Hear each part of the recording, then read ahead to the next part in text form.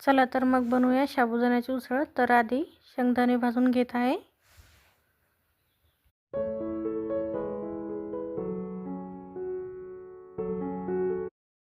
तर येथे शेंगदाणे भाजून घेतलेले आहे।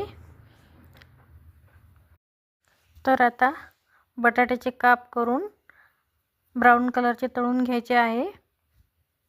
बटाटा तळून घेताना त्यात थोडंसं मीठ टाकायचं आहे। तर येथे शेंगदाणे आणि हिरवी मिरची एकत्र करून बारीक करून घेतलेले आहे आणि त्यामध्ये मीठ टाकत आहे आणि कलर येण्यासाठी थोडंसं तिखट। तर येथे बटाटा ब्राऊन कलरचा झालेला आहे बघा। आता त्यामध्ये थोडंसं जिरं टाकत आहे, फिरून घेत आहे। आता साबुदाणा टाकत आहे यामध्ये।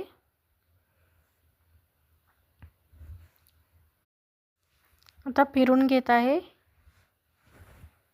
तर बघा छानसा कलर आलेला आहे साबुदाण्याच्या उसळला।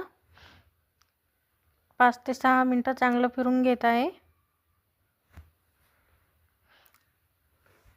तर बघा आता ही साबुदाण्याची उसळ आता तयार आहे।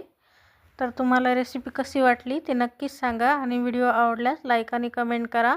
आणि नेक्स्ट रेसिपीमध्ये तुम्हाला कुठली रेसिपी आवडेल ते कमेंट करायला विसरू नका। तुम्ही पण बनवून बघा अशा प्रकारची साबुदाणा उसळ, तुम्हालाही नक्कीच आवडेल।